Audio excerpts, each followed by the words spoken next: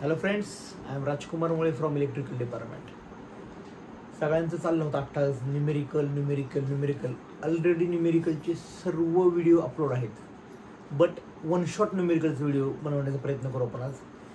One shot, एका शॉटमध्ये सगळे numerical solve करून देऊ आपण. फक्त याच्यामध्ये न्यूमेरिकल सॉल्व्ह करून घेणार नाही मी, न्यूमेरिकल सोडवण्याची ट्रिक सांगतो. ओके, सो सगळ्यात इम्पॉर्टंट गोष्ट आधी 2-3 दिवसामध्ये मी ऑब्झर्व केली. मुलं अभ्यास करत नाहीत, बिलकुल अभ्यास करत नाहीत. पेपरला येऊन कॉपी करून लिहिणं किंवा इकडे तिकडे बघून लिहिणं, आम्ही स्ट्रिक्ट पकडलं तर आम्हालाच काहीतरी करणं. This is not your quality. You are students, तुम्ही स्टुडंट आहात. विद्यार्थ्यांनी विद्यार्थ्यांसारखं राहिलं पाहिजे. अभ्यास करा ना, रात्रंदिवस अभ्यास करा. आत्ता मी सांगतो तुम्हाला, रात्री 1 वाजलेत. माझी मुलगी झोपल्यावरती मी 1 ते 2, 2:30पर्यंत व्हिडिओ तयार करतो तुमच्यासाठी. फक्त मी जर एवढी मेहनत करत असेल ना, तर तुम्ही मेहनत केली पाहिजे या मताचं मी. आणि विद्यार्थ्यांनी विद्यार्थ्यांसारखं राहायचं. सगळा पेपर अटेम्प्ट करा ना. तुम्ही थेअरी लिहा रे. थेअरी जर तुम्ही पहिले 3-4 प्रश्न चांगले लिहिले तर थेअरी एवढी वाचून पण बघत नाही. सो तुम्ही लिहा ना, थेअरी लिहा. मला येतच नाही, मी केलंच नाही ना. अभ्यास करावाच लागतो. माझं झालंच नाही, करावा लागतो. अभ्यास करून होत नसतो. सो रात्रंदिवस जागा. थोडे दिवस राहिलेत. चला, BEEचा चालू करू आपण. न्यूमेरिकल.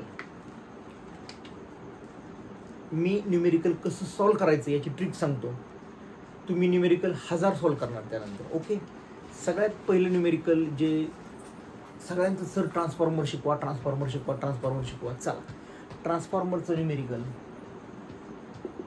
इफिशियन्सी काढायची असते. तुम्हाला माहिती आहे, गिवनमध्ये KVA दिला जातो. KVA, then iron loss, then copper loss असा दिलेला असतो. करेक्ट.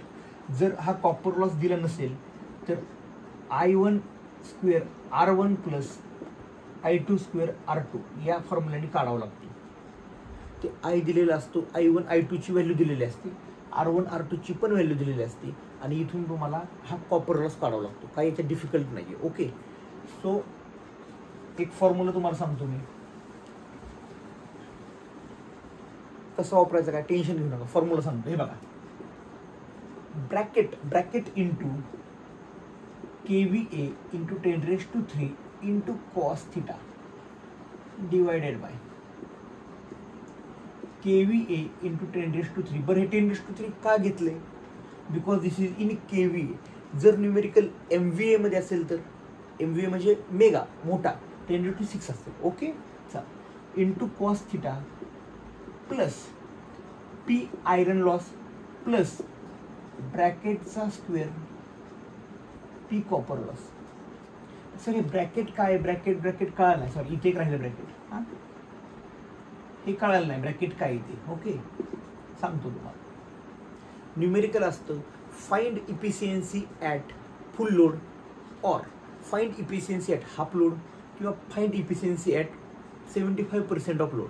ओके, बघ काय असेल. पेन वेगळा वापरतो मी. Find efficiency at full load. Full load म्हणजे काय? त्याची व्हॅल्यू 1 असते. मग काय करायचं, या ब्रॅकेटमध्ये 1, 1 and 1 KVA ची व्हॅल्यू गिवन असेल. हा cos θ म्हणजे काय? करेक्ट, cos θ म्हणजे दिलेलं असतं तुम्हाला, पॉवर फॅक्टर इज 0.8. काही विद्यार्थी चूक करतात. cos θ ची व्हॅल्यू असे लिहितात, cos θ इज इक्वल टू 0.8 आणि काहीतरी cos इनवर्स वगैरे काही करायची गरज नाही. Power factor means it is a value of cos θ. ही व्हॅल्यू कशाची आहे? cos θ. नाहीतर पॉवर फॅक्टर cos इनवर्स असं काही करण्याची गरज नाही. ओके, पॉवर फॅक्टर 0.8 काय असतं तुम्हाला माहिती आहे. Find efficiency at full load at power factor 0.8, किंवा फाइंड इफिशियन्सी ॲट काहीतरी असेल at power factor unity means 1. Okay, चला, पॉवर फॅक्टर किती? 0.8. म्हणजे cos θ ची व्हॅल्यू किती झाली? 0.8. KVA ची व्हॅल्यू माहिती आहे, 0.8 10³ इथपर्यंत आलं. What is this? This is iron loss. Iron loss is a constant loss. ट्रान्सफॉर्मरमध्ये बघितलं आपण, आयरन लॉस हा कॉन्स्टंट लॉस असतो, हा बदलणार नाही. बट इथं काय? Copper loss. आणि इथं स्क्वेअर केलाय. हा square very important.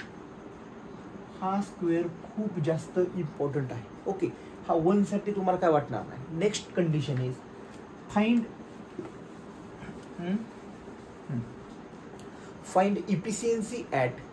efficiency at half load when power factor is unity. मुद्दाम कंडिशन वेगळे होती. चला, ॲट हाफ लोड म्हणजे काय? हाफ लोड म्हणजे सिम्पल आहे. या ब्रॅकेटमध्ये फक्त आणि फक्त 0.5 ची व्हॅल्यू टाकायची. 0.5 0.5 0.5 इफिशियन्सी ॲट हाफ लोड. संपलं. न्यूमेरिकल सुटलं न्यूमेरिकल. टेन्शन घ्यायचं नाही. मुळे सरांची ही ट्रिक आहे.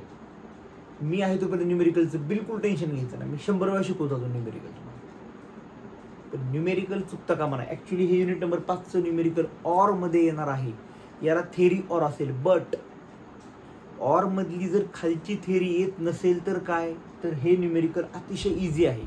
फक्त हे KVA असेल तर इथं हे रेड पेनने लिहितो. MVA असेल तर 10⁶. याच्यामध्ये एवढाच फरक आहे, बाकी काही नाही. So this is complete numerical of unit number 5 transformer. Numerical solve करून नाही घेणार. ॲक्च्युली मी न्यूमेरिकल सॉल्व्ह केले असतील तुमच्या माझ्या व्हिडिओमध्ये. हे फक्त बघा कसे सॉल्व्ह करायचे. यांनी तुम्हाला 100% सॉल्व्ह न्यूमेरिकल होणार. पुन्हा सांगतो, याचं 1-2 मिनिटामध्ये कन्क्लुजन बघा. ब्रॅकेटचा square copper loss. Bracket very very important. ब्रॅकेटचा स्क्वेअर. मग गणित असेल find efficiency at half load, efficiency at full load. एक कंडिशन राहिली, इफिशियन्सी ॲट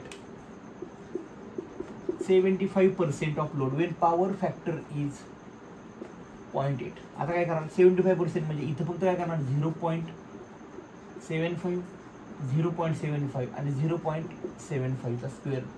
आणि पॉवर फॅक्टर काय? 0.8 म्हणजे कॉस थिटाची व्हॅल्यू 0.8. संपला. हे न्यूमेरिकल अतिशय सोपं येईल आणि तुम्हाला कळेल पेपरला आल्यावरती. हे एकच टाईपचं न्यूमेरिकल युनिट नंबर 5 मध्ये आहे. युनिट नंबर 5 मध्ये. ओके, चला. So this is complete syllabus और complete numerical of unit number 5. Then कुठलं बघायचं? आता आपण काय करू? इम्पॉर्टंट न्यूमेरिकल बघू. म्हणजे फर्स्ट इम्पॉर्टंट न्यूमेरिकल आहे KVL KCL. युनिट नंबर 1चे न्यूमेरिकल बघू आपण. Okay, unit number 1. Unit number 1 मध्ये 3 टाईपचे न्यूमेरिकल आहेत. 3. फर्स्ट KVL KCL सुपरपोजिशन आणि ते सिरीज पॅरललचं एक न्यूमेरिकल आहे. सिरीज पॅरललचं न्यूमेरिकल सॉल्व्ह करायचं नाही. त्याला स्टार डेल्टामध्ये त्याला जरा कसं होतं प्रॉब्लेम, की तुम्ही कितीही न्यूमेरिकल सॉल्व्ह केले तरी त्याच्यामध्ये कॅल्क्युलेशनचा पार्ट जास्त होतो आणि ते कन्फ्युजिंग होतं. सो ते करू नका. फर्स्ट आपण बघू KVL. Okay, KVL. एक मिनिट. First is KVL. काय करायचं KVL मध्ये? हे बघा,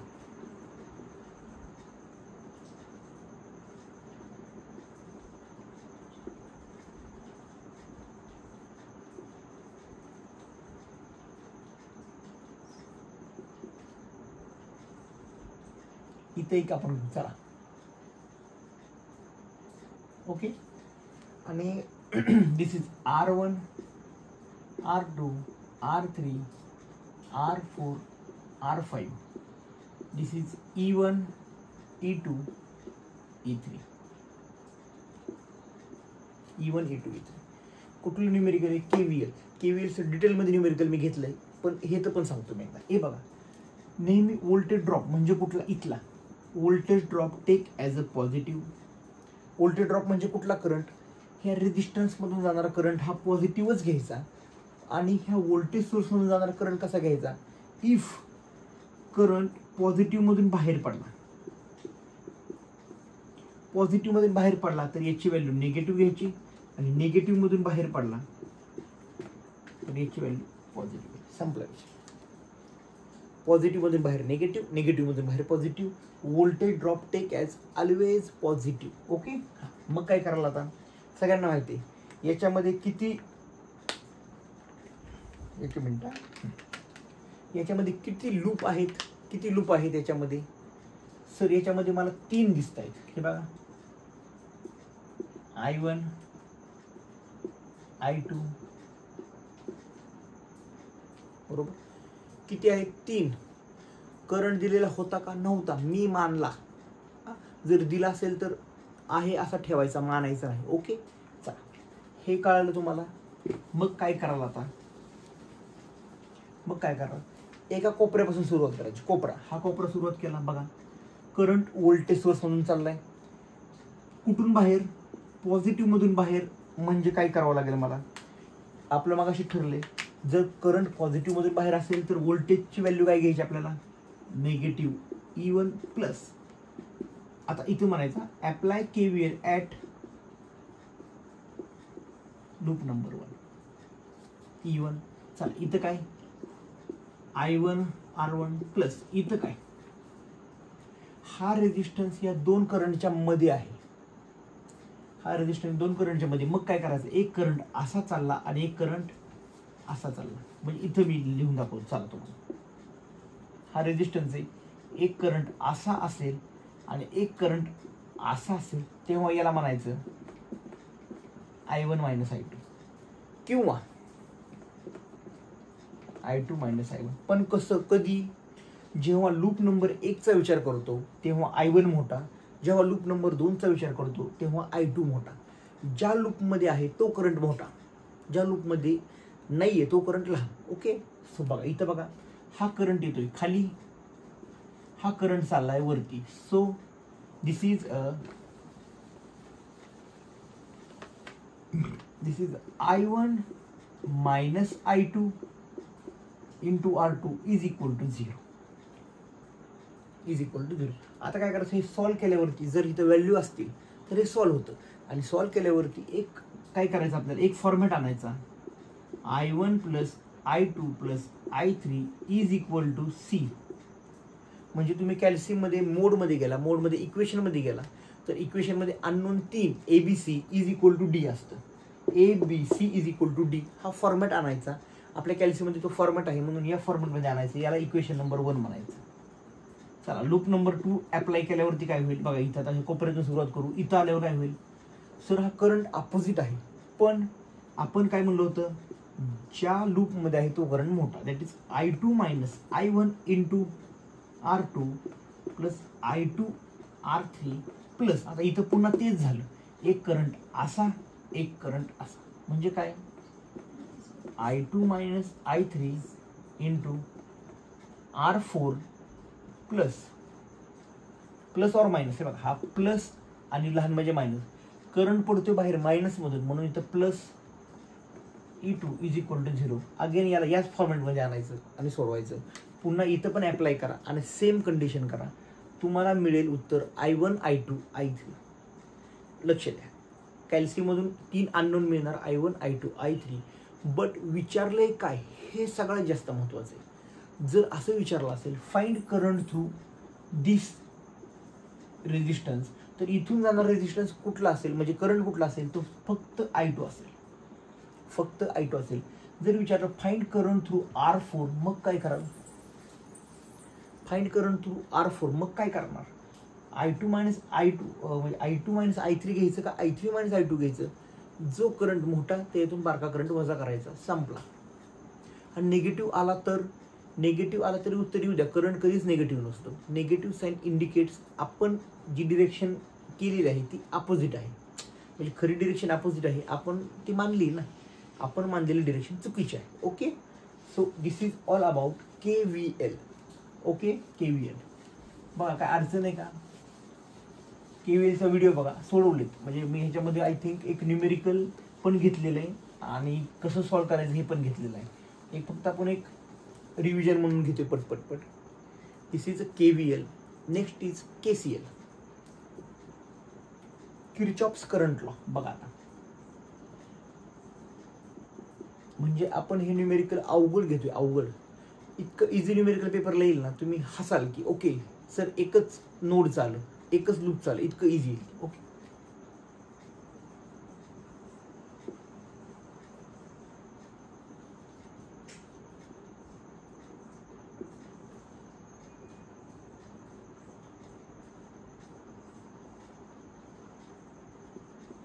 R1 R2 R3 R4 R5.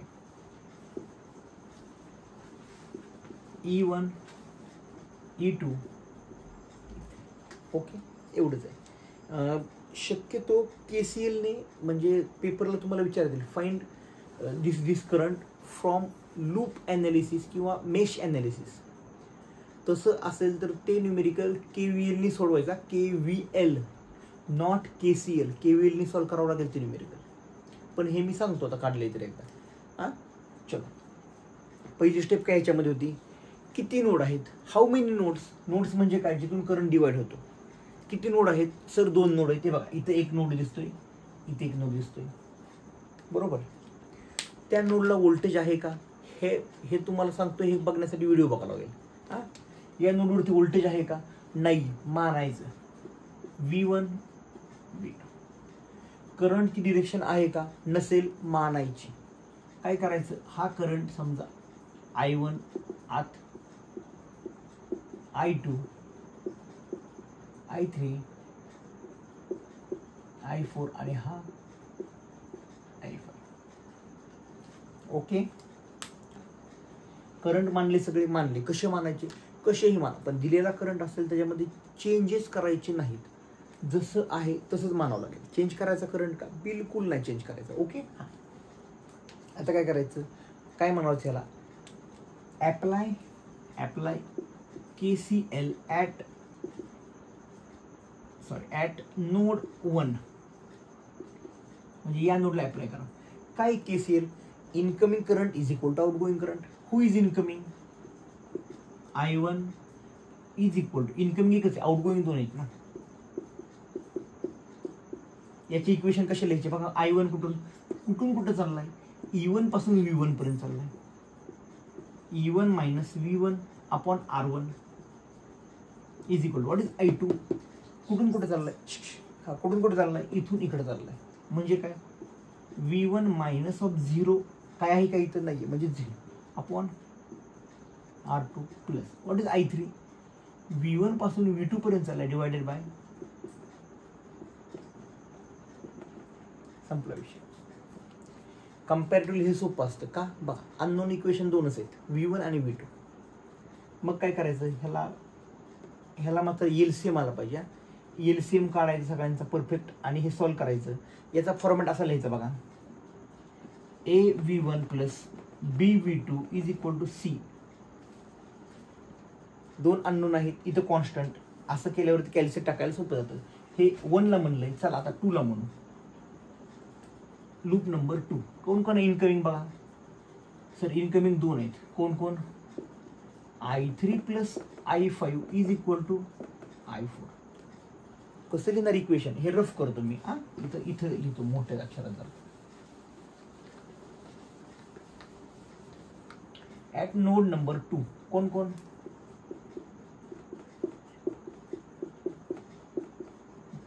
Who is I3, कुठून कुठे चाललाय, V1 पासून V2 पर्यंत चाललाय, म्हणून V1 minus V2 divided by R3 plus what is I5, कुठून कुठे चाललाय, E3 पासून इथपर्यंत. Okay, E3 minus of V2 divided by R5 is equal what is I4. V2 पासून कुठपर्यंत चाललाय, E2 पर्यंत चाललाय. नीट बघा, V2 minus of E2 divided by R4. पुन्हा हे सोडवायचं. V1 V2च्या फॉर्मॅटमध्ये आल्यावरती इक्वेशन नंबर 1 आणि 2 कम्पॅरिझन करायचं. कम्पॅरिझन करताना डायरेक्ट कॅल्सिट टाका उत्तर, काय करायची गरज नाही. कॅल्सिट टाकल्यावरती तुम्हाला उत्तर मिळेल V1 V2च. बघा आता लक्ष द्या, जेव्हा तुम्हाला V1 आणि V2 मिळेल ना, V1 आणि V2, तेव्हा तुम्हाला सगळं सॉल्व करता येईल. सगळे करंट निघतील. कसे, समजा V1ची व्हॅल्यू 10 आली, V2ची व्हॅल्यू 20 आली, आणि हा समजा रेजिस्टन्स आहे 4 ओहम, आणि विचारला असेल find current through 4 ohm.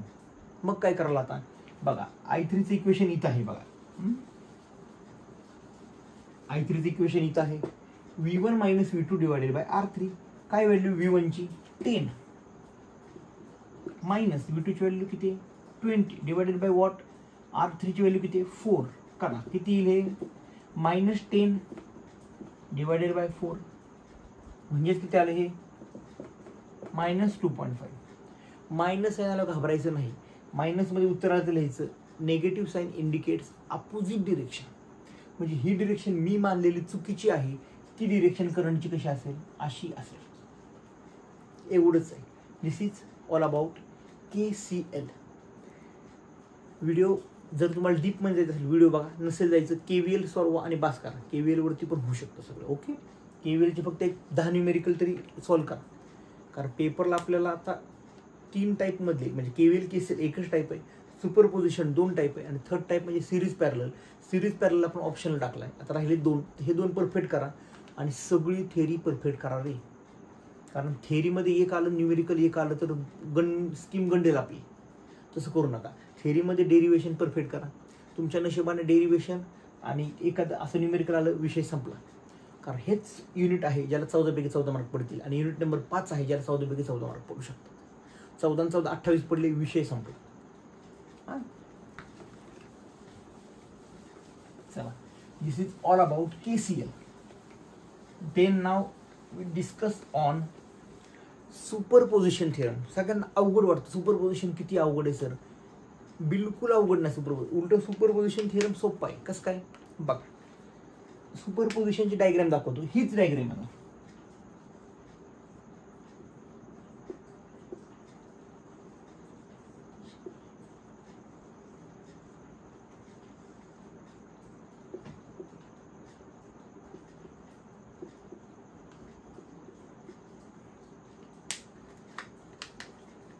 This is find IL. प्रश्न असा असतो, find IL using superposition theorem. आता काय करणार, सिंपल आहे, टेन्शन बिलकुल घ्यायचं नाही. सुपरपोजिशन थिअरमला फर्स्ट असते स्टेप 1. स्टेप 1 काय असते, V1 कन्सिडर करतो आपण आणि V2 शॉर्ट सर्किट करतो. V1 कन्सिडर करतो आणि V2 काय करतो, शॉर्ट सर्किट. मी इथंच करून दाखवतो, मात्र तुम्हाला ही डायग्राम वेगळी काढावी लागेल. डायग्राम काढायला 1 मार्क असतो. हां, हे काय केलं मी, शॉर्ट सर्किट केले V2, V1 कन्सिडर केलंय. आता जेव्हा स्टेप 1 असेल ना, तेव्हा ह्याला IL डॅश म्हणायचं. IL डॅश म्हणायचं का, बघा आता हे कसं सॉल्व करणार. मला ह्याची व्हॅल्यू काढायची, हे कसं सॉल्व करणार, एक तर KVLनी सॉल्व करा किंवा KCLनी सॉल्व करा. KVLनी करू शकता, KCLनी करू शकता, पण मला KVL पेक्षा KCL सोपं वाटतं. का, कारण एकच नोड आहे, अननोन किती आहे, एकच आहे, म्हणजे एकच नोड आहे. Consider as V1. मग इनकमिंग करंट बरोबर outgoing current. Very very important point, incoming current हा I1, हा I2. जो दिलेला करंट आहे त्याच्यामध्ये छेडछाड करायची नाही, जसा आहे तसं ठेवायचा. याच्यामध्ये काय केलं का आपण नाही. चला, apply KCL at loop number 1. अरे एकच आहे, इथं एकच आहे नोड एकच आहे, लूप नाही, सॉरी, नोड एकच नोड. काय होईल, इनकमिंग बरोबर outgoing. Who is incoming, I1 plus I2 is equal to IL dash, is equal to IL dash. चलो, कसा करणार, हा I1 कसा लिहिणार, V1 मायनस, सॉरी, हा V1 घेतलाय का आपण, ह्याला V1 म्हणला तर ह्याला VA म्हणा, ह्याला VB म्हणा. नाही, VA एकच आहे ना, अननोन एकच आहे, ह्याला VA म्हणा. ओके, हा V1 V2 म्हणला तर ह्याला VA म्हणू आपण. हा, V1 minus of VA divided by R1 plus what is I2 minus of VA divided by what R3, R1, R2, R3, sorry, this is R2 is equal to what is IL dash? IL dash is VA upon 0 minus 0 ना upon R3. काय कराल, याच्यामध्ये हे V1 ची value दिलेली असेल, R ची दिलेली असेल, इथून तुम्हाला मिळेल VA ची काहीतरी व्हॅल्यू येईल. VA ची व्हॅल्यू समजा 10 एम्पियर कन्सिडर करा, 10 एम्पियर आली तर आपल्याला IL डॅश काढायचं आहे. सिंपल आहे ना, IL डॅश कुठून येतो, इथं बघा, 10 अपॉन समजा याची व्हॅल्यू मला 2 एम्पियर, 2 ओहम अपॉन 2, तर याची व्हॅल्यू येईल 5 एम्पियर. फॉर एक्झाम्पल चालू आहे. हा स्टेप 1 झाला. इथं मिळेल तुम्हाला IL डॅश, इथं मिळेल तुम्हाला IL डॅश. काय अवघड आहे ह्याच्यात, काय अवघड आहे. बरं तुम्ही म्हणाल सर असं नाही, मी असं सोडवलं तर कसं, याला मी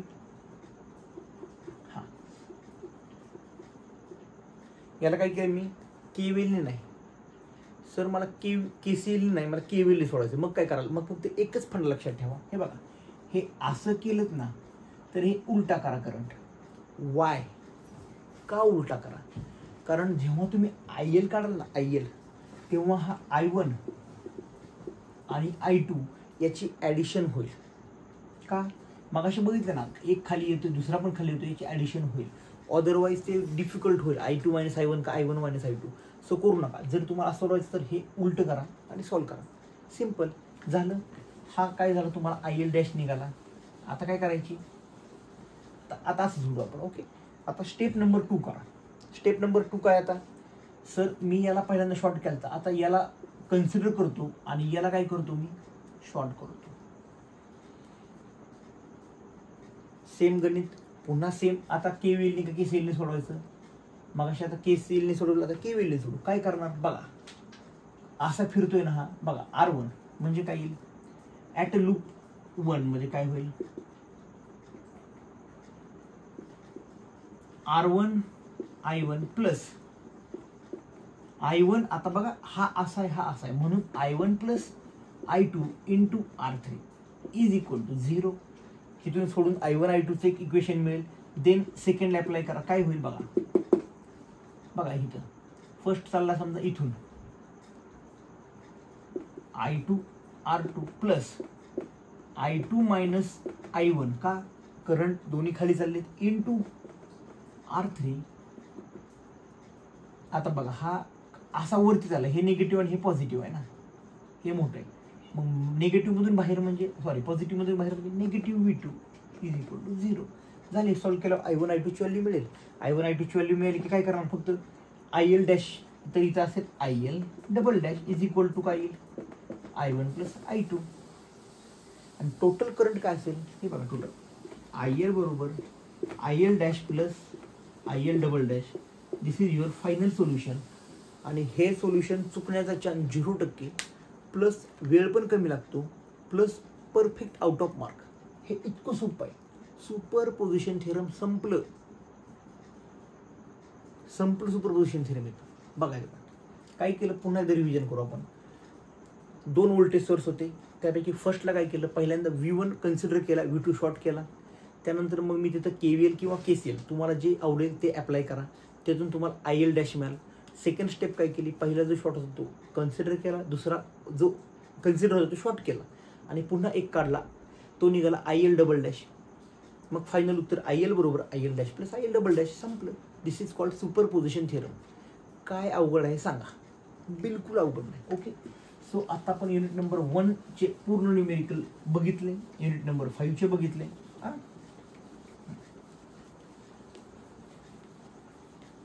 युनिट नंबर 2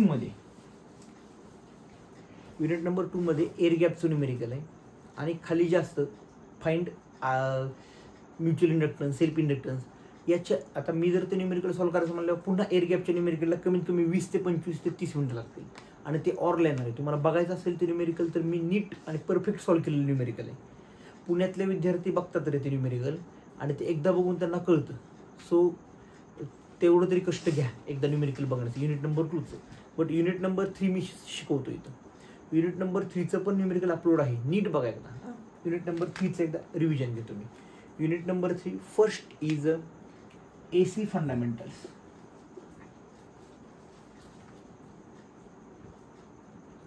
AC फंडामेंटल्स मध्ये ना आता 2 टाईपचे न्यूमेरिकल चान्सेस आहेत. म्हणजे काय असतं बघा, फर्स्ट सांगतो, V is equal to VM sine omega T plus or minus theta.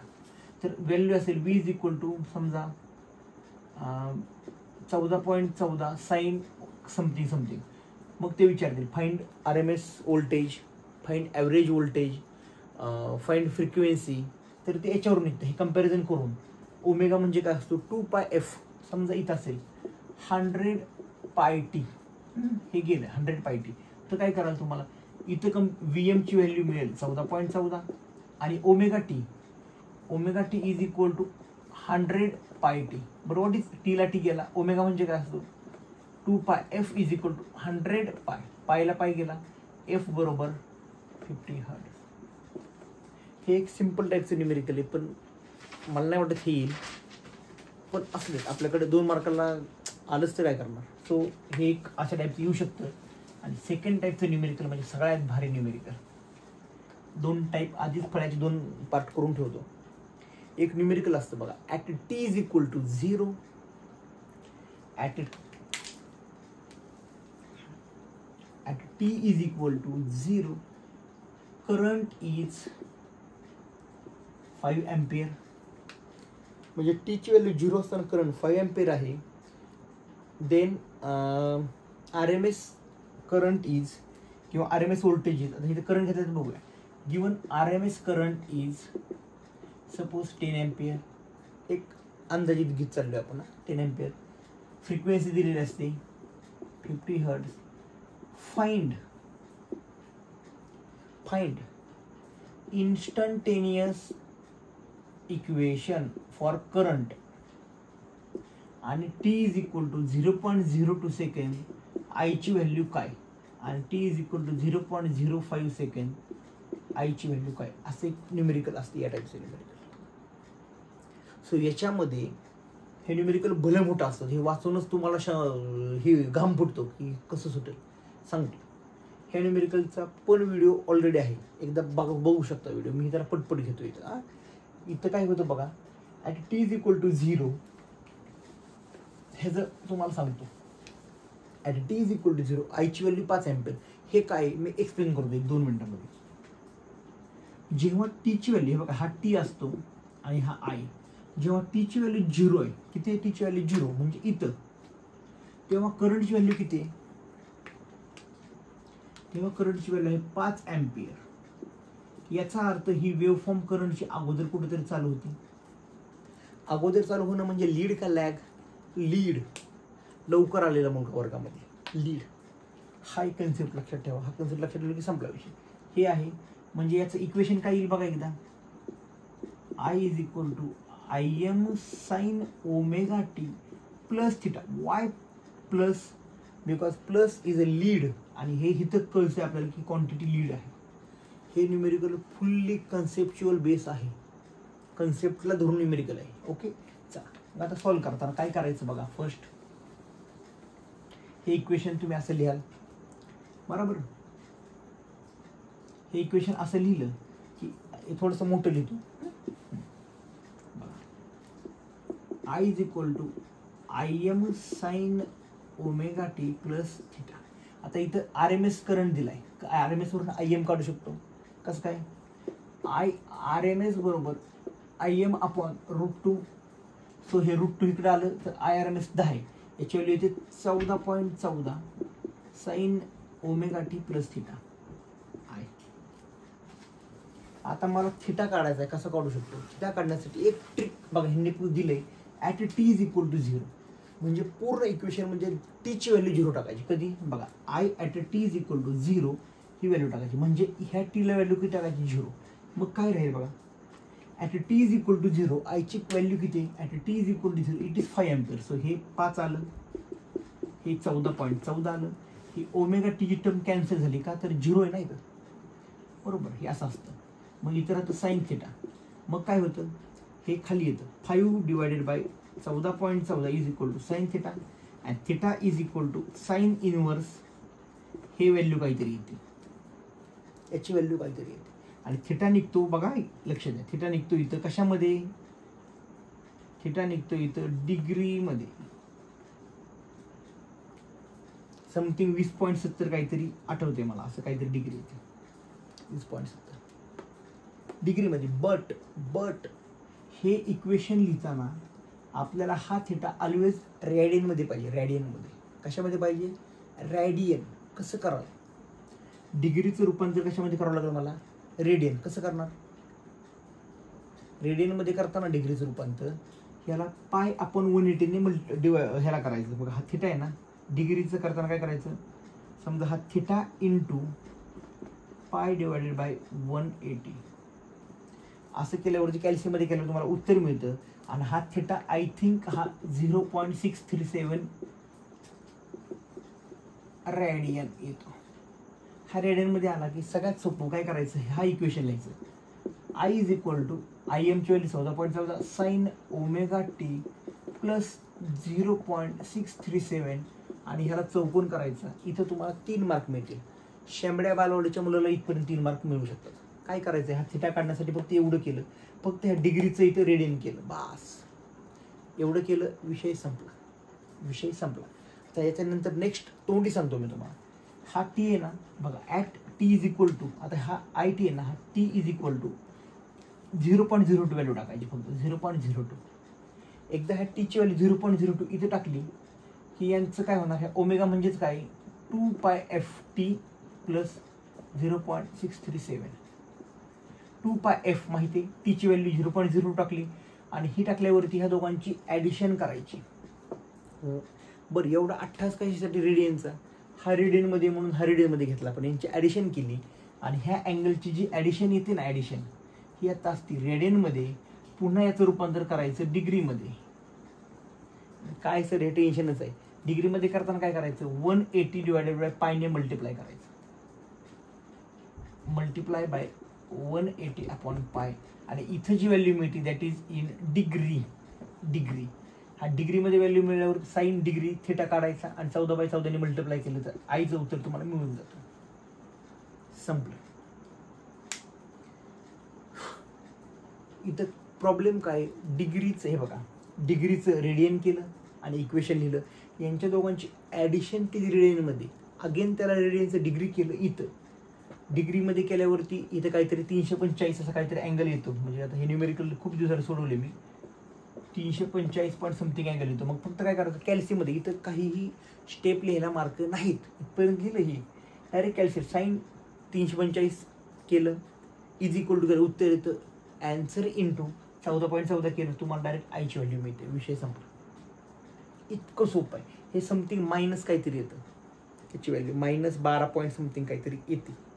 हां, so this is equation of single phase AC circuit, sorry AC fundamentals. एकदा बघून घ्या काय काय केलं आहे, एकदा बघून घ्या. इतकं इझी आहे, काही नाही याच्यामध्ये काही नाही, फक्त डिग्रीचं रेडियनचं डिग्री, संपला विषय. आणि हे एकच येणार तुम्हाला, एकच टीची व्हॅल्यू येईल, विचारतील ते. इतकं इझी आहे, इतकं इझी आहे. ओके, चल. याचा माझा व्हिडिओ इतका भारी, एकदाच बघायचं, एकदा बघितला ना, बिलकुल टेन्शन किंवा बिलकुल चुकायचा चान्स राहणार नाही.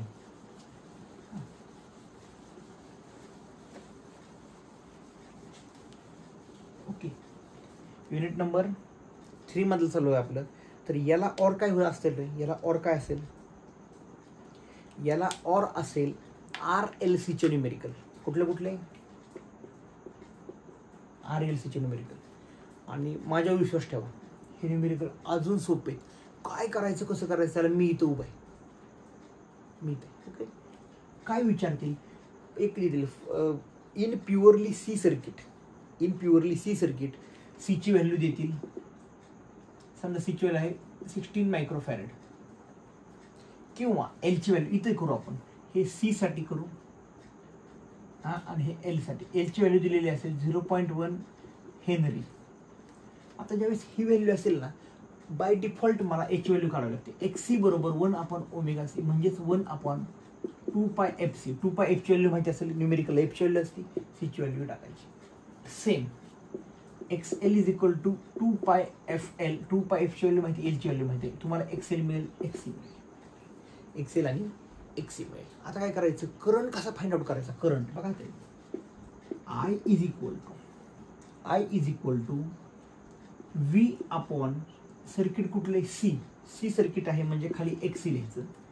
I is equal to V upon circuit कुठलं L, खाली XL लिहायचं. बरं, आता V कसला असेल रे, जर V इक्वेशन मध्ये असेल ना, कसा असं असेल तर इथे M लिहिलं ना, समजा इथे M, तर इथं पण M लिहायचं. इथं M लिहिलं तर इथं पण M लिहायचं, इथे M लिहिलं तर इथं पण M लिहायचं. एक असं I,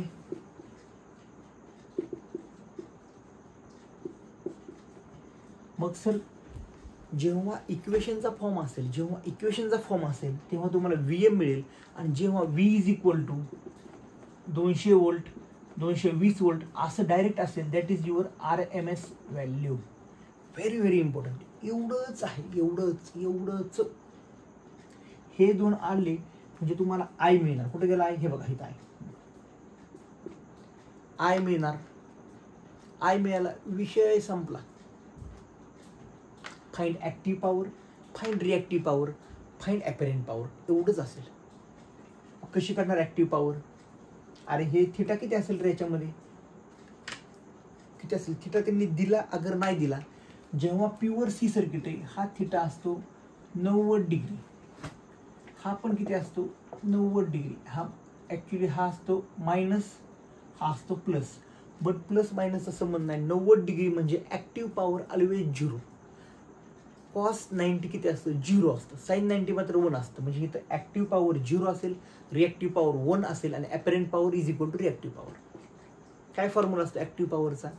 VI cos 5, रिॲक्टिव्ह पॉवरचं VI sin 5, apparent power V × I. झालं, न्यूमेरिकल सुटलं. याच्यामध्येच न्यूमेरिकल. एक कन्सेप्ट राहिला, जर प्युअर R असेल तर I काढताना V/R येईल, V/R येईल, बस. बाकी सगळं सेम, V/R येईल. ओके. आणि इथं जेव्हा R सर्किट असेल ना, तर ॲक्टिव्ह पॉवर मॅक्झिमम असेल. का? कारण अँगल 0 असतो V आणि Iच्या मधला. का? तर ते इनफेज असतं ना, इनफेज. RLC मध्ये बघितलं आपण, इनफेज असतं, म्हणून इथला ॲक्टिव्ह पॉवर जास्त असते, रिॲक्टिव्ह पॉवर 0, ॲपरंट पॉवर जास्त. म्हणजे एवढी ॲक्टिव्ह पॉवर तेवढी ॲपरंट पॉवर. ओके, एवढंच कन्सेप्ट आहे. This is your unit number 3 RLC. काही नाही याच्यामध्ये. ओके, एकदा बघून घ्या.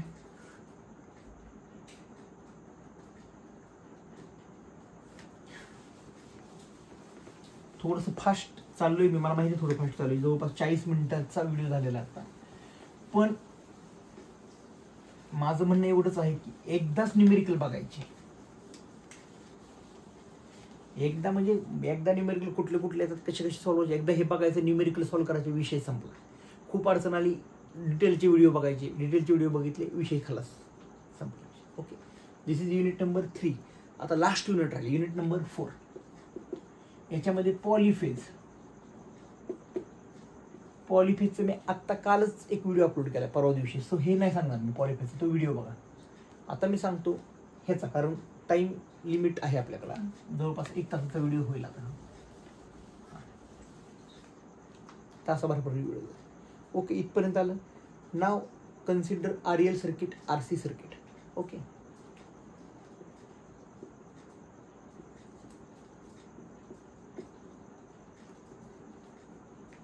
इथं I कसा काढणार बघा. आता I इज इक्वल टू, इथं IM लिहितो, इथं IRMS येतो. Okay, IM is equal to VM upon काय असेल रे, XL असेल का R असेल. हे बघा, इथं दोघांचं कॉम्बिनेशन आहे, R आणि L. सो इथं आपण लिहितो Z. आता इथं लिहितो IRMS is equal to VRMS upon Z. Z ची व्हॅल्यू काय असेल रे, R प्लस JXL. इथं Z ची व्हॅल्यू काय असेल, R मायनस JXC.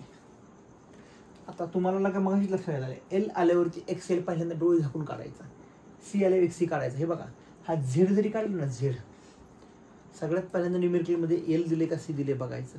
L दिलं असेल तर XL काढायचं, C दिलं असेल तर XC काढायचं. याला 1 मार्क असतो. आपल्याला न्यूमेरिकलला थेंबे थेंबे तळे साचवायचे, एक एक स्टेप करत मार्क मिळवायचे. Okay, so Z is equal to R plus JXL. R ची व्हॅल्यू दिलेली असते, रेजिस्टन्स. XL ची व्हॅल्यू, L ची व्हॅल्यू दिली असेल, XL ची व्हॅल्यू काढा. इथं पण दिलेली असेल, ही काढा. आता इथं तुम्हाला समजा असं आलं 3 प्लस J4. मग ह्या Z ची व्हॅल्यू कशी काढणार? ॲडिशन 7 वगैरे काय करू नका. This is rectangular form, this is rectangular form. याचं पोलरमध्ये कसं रूपांतर करणार, कॅल्सीमध्ये असतं बघा. पोलरमध्ये रूपांतर केल्यावर तुम्हाला इथं मिळेल Z आणि थिटा. शिफ्ट मायनसच्या वरती आय थिंक पोल असं लिहिलं असतं बघा, पोल प्लस किंवा मायनसच्या वरती ते टाकून ही व्हॅल्यू टाकायची. 3 आणि 4 टाकल्यावरती एक Z ची मॅग्निट्यूड मिळते आणि एक थिटा मिळतो. जेव्हा थिटा मिळतो ना, लगेच कॉस थिटा काढायचा खालीच. That is your power factor is equal to cos theta. हा काढल्यावरती ह्याची व्हॅल्यू येईल. आणि जर तुम्हाला डिटेलमध्ये असेल तर इथं कॉस काढल्यावरती हा काय RL, L म्हणजे लॅग, म्हणून इथं लिहायचं अँगल येणार लॅगिंग असं लिहायचं. एवढंच लिहायचं, डोळे दाखवून एवढं जरी काढलं ना, 1 2 3 3 ते 4 मार्क मिळून जातील. ओके, सेम इथं पण करा. आता मी हे जरा रफ करतो आणि हे पुढे घेतो इथं. ओके, बघा हा काढला, झेड काढला, थिटा काढला, हा काढला. आता जेव्हा झेड काढाल तेव्हा तुम्हाला आई पण मिळेल, IM मिळेल किंवा IRMS मिळेल. हा डिपेंड आहे याच्यावरती.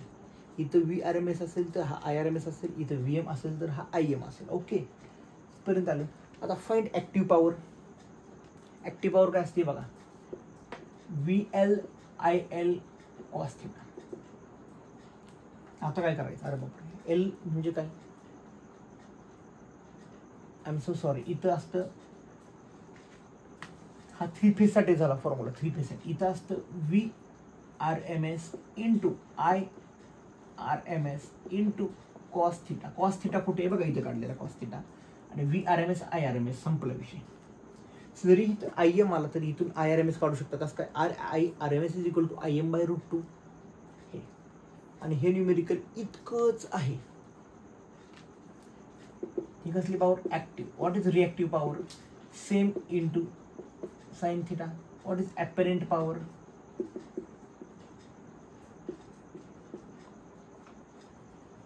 दिस is end of your numerical. ह्या न्यूमेरिकलचं एंड. बरं, आता इथं काय झालं, मगाशी इथं RC साठी काय झालं, इथं फक्त प्लसच्या जागा मायनस होतं. ॲज इट इज सगळं सेम. इथं ज्यावेळेस मायनस असेल ना, मायनस कॅल्सीमध्ये ह्यात करताना रूपांतर 3 - J4 टाकावं लागलं असतं आपल्याला, मायनस असेल तेव्हा. हे कशासाठी, मी ह्या पेन दिले, तो रेड पेन, म्हणजे लक्षात दिलं.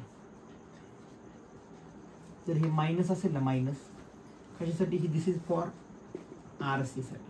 हे मायनस असेल तर पोलमध्ये टाकताना पण मायनस व्हॅल्यू टाकायची. 3 - J4 ती सेम असं येतं. आणि इथं लिहायचं लीड, कशासाठी, RC साठी. Otherwise this is all steps are same for both RL and RC. आणि RLC असेल तेव्हा सगळ्या स्टेप्स सेम. फक्त इथं काय होईल माहिती आहे का, इथं एक ॲड होईल.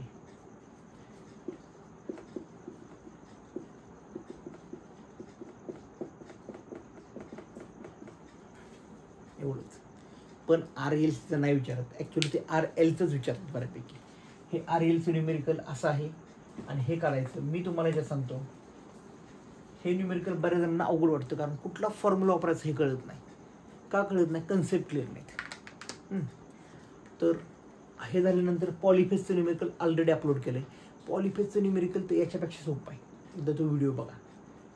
आणि इथं जे चाललं होतं वन शॉट, त्या वन शॉट न्यूमेरिकलचा एंड होतो, वन शॉट न्यूमेरिकल. हां, सो मला वाटतं एकदा घाई झाली आहे का, थोडीशी घाई जरी झाली असेल ना, तरी मला काय सांगायचं हे समजून घ्या, स्टेप काय करायचे हे समजून घ्या, आणि अभ्यास करा. अभ्यासाला पर्याय नाही, सो चांगला अभ्यास करा. न्यूमेरिकल 3च सोडवायचे, 3च. साहित्रिक 18 मार्काचे न्यूमेरिकल आहेत. मी म्हणतो चला 2च न्यूमेरिकल परफेक्ट करा, 1 न्यूमेरिकल ऑरला टाका. काही इश्यू आहे का आपल्याला, 1 न्यूमेरिकल ऑरला टाकलं, तुम्हाला जे अवघड वाटते ना याच्यातलं ऑरला टाका. चला ऑरला नाही, हे न्यूमेरिकल ऑरला टाकायचा विचार जरी केला तर याच्यातलं फक्त काय करायचं, एक्सेल काढायचा. XC असेल तर XC किंवा एक्सेल असेल तर एक्सेल काढा. R दिलेला असेल, एक्सेल दिलेला असेल, झेड काढा आणि I काढा. बास, न्यूमेरिकल संपलं. इथं तुम्हाला 5 मार्क मिळतील, 5 मार्क. कॅल्सीवरती फक्त एक्सेल XC काढायला मार्क आहे तरी. सो अटेम्प्ट करा, पेपर अटेम्प्ट करा. म्हणजे मी तर म्हणतो 70 पैकी 70 मार्काचा पेपर अटेम्प्ट करायला पाहिजे. एक स्टेप करत जा. काही वेळा असं होतं की स्टेपला पण मार्क, न्यूमेरिकलमध्ये स्टेपला पण मार्क असतात, पण कशाही स्टेपला नव्हे, काही क्वांटिटी काढायची असतात त्याला मार्क असतात. हां, सो डेरिवेशनला ऑलवेज एक डायग्रॅम काढा, ती एक्सप्लेन करा आणि खरं डेरिवेशन लिहा. डायरेक्ट डेरिवेशन लिहू नका. Okay, so all the very best. आणि मी खूप जास्त मेहनत करतो बरं का, व्हिडिओ बनवण्यावरती. या माझ्या मेहनतीचं काहीतरी फळ म्हणून एक रिझल्ट चांगला लागा. आणि रिझल्ट लावल्यावरती एक फोन करा की सर माझा विषय निघाला, किंवा माझा विषय बॅक राहिला तरी मला मेसेज करा, काही अडचण नाही. Okay, so all the very best and thank you so much.